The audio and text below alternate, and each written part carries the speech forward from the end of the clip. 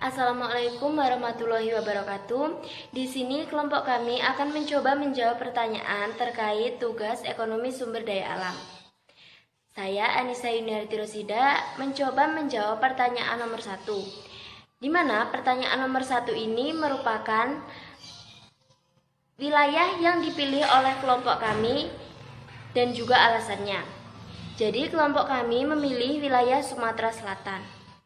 Nah, pada tanggal 9 November tahun 2004, Sumatera Selatan dicanangkan sebagai Provinsi Lumbung Energi Nasional oleh Bapak Susilo Bambang Yudhoyono. Pencanangan ini dikarenakan di wilayah Sumatera Selatan terdapat banyak sekali potensi sumber daya alam yang dapat dimanfaatkan sebagai energi nasional. SDA ini antara lain batu bara, minyak bumi, gas bumi, biomasa, dan masih banyak lagi. Selain itu, terdapat pula sumber daya alam yang dapat diperbarui di wilayah Sumatera Selatan.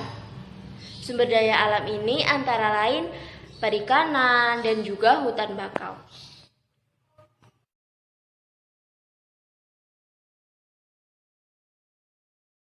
Salah satu SDA tak dapat pulih yang berada di Sumatera Selatan yaitu batubara. Di provinsi tersebut, batubara dimanfaatkan untuk yang pertama PLTU batubara, di mana karakteristik batubara di wilayah Sumatera Selatan sesuai untuk pembakaran secara langsung. Yang kedua, briket batubara. Briket batubara merupakan energi alternatif pengganti BBM. Saat ini, briket batubara dimanfaatkan di sektor industri mikro. Yang ketiga, ada pencairan dan gasifikasi batubara. Dalam industri pencairan dan gasifikasi batubara, nantinya akan dihasilkan fenol, LPG, hidrogen, dan C1 sampai C4. Yang keempat, batubara cair. Batubara cair merupakan bahan baku campuran batubara, air, dan bahan kimia tertentu yang menghasilkan bahan bakar pengganti.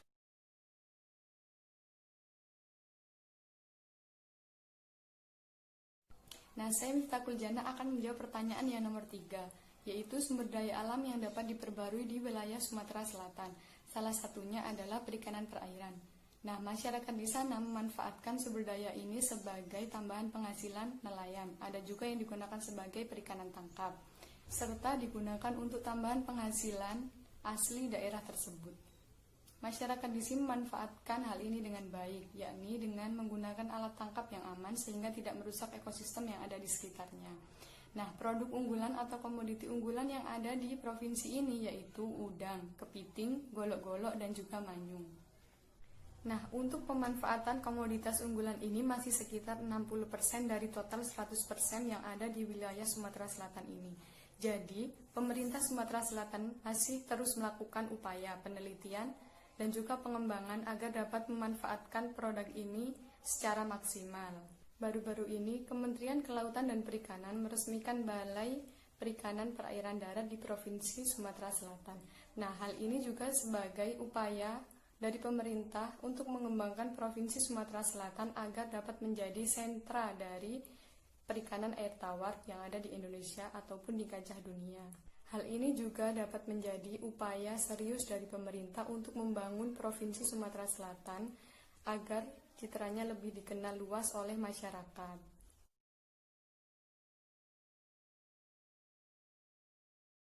Penelitian nomor 4, jawaban nomor 4 adalah ada. Salah satunya pada jurnal yang membahas cara operasi dan hasil tangkapan alat tangkap blade atau blade spirit trap di perairan esteri yang bermuara di selatan Bangka, Sumatera Selatan. Jurnal ini dibuat oleh Rupawan dan kawan-kawan, sedangkan jurnal lain yang berjudul Pengembangan Diversifikasi Teknologi Konservasi Industri Batubara dan Ramah Lingkungan. Jurnal ini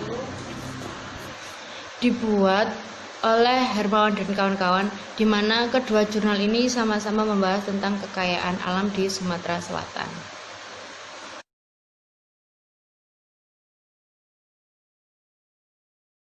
Saya Nelsia Ega Syafera akan menjawab pertanyaan yang kelima, yaitu kebijakan apa yang diterapkan oleh pemerintah setempat terkait dengan pemanfaatan sumber daya alam yang ada di wilayah tersebut. Kebijakan yang dilakukan oleh pemerintah terkait dengan sumber daya alam dapat pulih di Sumatera Selatan, yaitu dengan cara lelang lebuk, di mana lelang lebuk ini dilakukan setiap tahunnya. Lelang lebuk ini merupakan izin penangkapan ikan.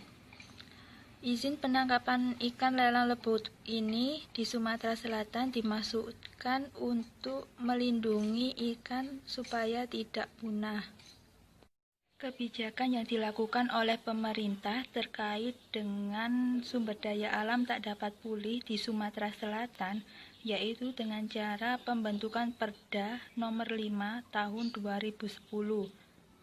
Perda tersebut berisi mengenai dalam rangka pelaksanaan otonomi sesuai dengan kewenangan yang dimiliki, daerah perlu melakukan pengaturan, pembinaan, dan pengendalian sesuai dengan pengelolaan dan pengusahaan potensi daerah di bidang hukum, serta terpeliharanya keseimbangan alam dan kelestarian lingkungan. Nah,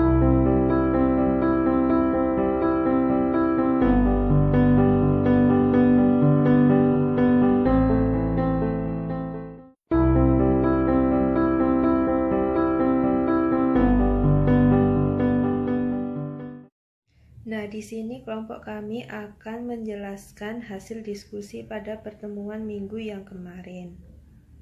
Saya Nelsi Ega Syafera akan menjawab pertanyaan dari Viola. Pertanyaannya yaitu, tolong dijelaskan sedikit tentang dua jurnal terkait pemanfaatan sumber daya alamnya. Jurnal 1 yang berjudul Pengembangan Diversifikasi Teknologi Konversi Industri Batubara Ramah Lingkungan menjelaskan bahwa potensi batubara Sumatera Selatan merupakan salah satu sumber daya alam yang dimanfaatkan guna memenuhi kebutuhan energi nasional.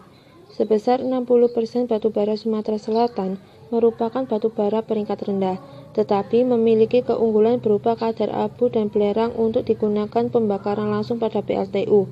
Jangka pendek, pengembangan industri batubara hanya untuk PLTU dan briket batubara.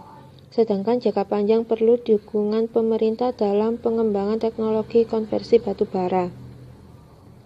Pemanfaatan batubara Sumatera Selatan memerlukan pengembangan teknologi konversi dari batubara menjadi briket, upgrading, bronze, coal, minyak dan gas sintetis dari batubara, serta batubara cair. Teknologi upgrading mempunyai keunggulan dapat memanfaatkan batubara kualitas rendah yang selama ini tidak ditambang. Dengan demikian, peluang pemasaran batubara kualitas rendah setelah diproses upgrading bronze coal akan terbuka luas untuk memenuhi kebutuhan dari berbagai sektor pengguna. Teknologi pencairan dan gasifikasi batubara berdampak lingkungan yang jauh lebih rendah, berarti menunjang upaya pelestarian lingkungan dari pengembangan batubara. Sedangkan pada jurnal 2 yang berjudul Spesifikasi Cara Operasi dan Hasil Tangkap Alat Tangkap Blade atau Beach Barrier Trap di perairan estuari yang bermuara di Selat Bangka, Sumatera Selatan, dijelaskan bahwa perairan estuaria merupakan wilayah pertemuan air tawar dari sungai dengan air laut, mempunyai karakteristik habitat yang khas dan dinamis, keanekaragaman hayati tinggi, aktivitas perikanan tangkap dengan bermacam jenis alat tangkap yang cukup berkembang. Penelitian untuk mengetahui spesifikasi, cara operasi, dan hasil tangkap alat tangkap blade dilakukan dengan metode survei pada tahun 2006 di perairan estuari yang bermuara di Selat Bangka, Sumatera Selatan. Untuk hasil penelitian tersebut menunjukkan bahwa alat tangkap blade dibuat dari bahan jaring mesh size 4 mm, ukuran panjang 100 sampai dengan 400 meter, lebar 2,0 sampai dengan 3,0 meter. Nah, hasil tangkapan terdiri atas 54 jenis ikan dan 7 jenis udang. Komposisi bobot ikan 73% dan udang 27%. Nilai indeks keragaman jenis 1,95 sampai dengan 2,87. Hasil tangkap per unit upaya atau catch per unit of effort 2,31 sampai dengan 8,75 kg per 100 meter jaring bled per trip operasi. Ya, saya Miftahul Jannah akan menjawab pertanyaan dari Dinda Kirana. Adapun pertanyaannya yaitu, dari sekian banyak sumber daya alam yang dapat pulih di Sumatera Selatan, apa alasan kelompok kalian memilih perikanan? Apakah sumber daya alam terbesar yang dihasilkan di Sumatera Selatan adalah dari bidang perikanan? Nah, jawabannya yaitu, seperti diketahui pada penjelasan-penjelasan sebelumnya, Provinsi Sumatera Selatan memiliki potensi yang sangat besar di bidang perikanan.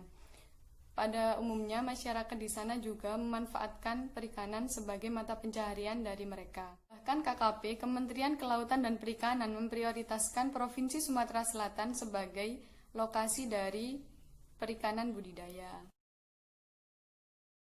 Provinsi Sumatera Selatan juga telah dibangun dan diresmikan Balai Riset Perairan Darat guna upaya serius dari pemerintah terhadap sumber daya alam perikanan di Provinsi Sumatera Selatan.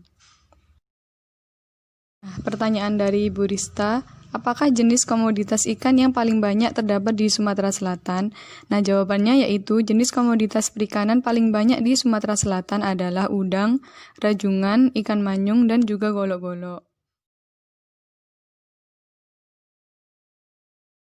Maksud dari pencairan dan gasifikasi batu bara C1 sampai C4 dari hasil penelitian menunjukkan bahwa batu bara Sumatera Selatan sesuai digunakan untuk bahan baku pencairan dan gasifikasi batu bara.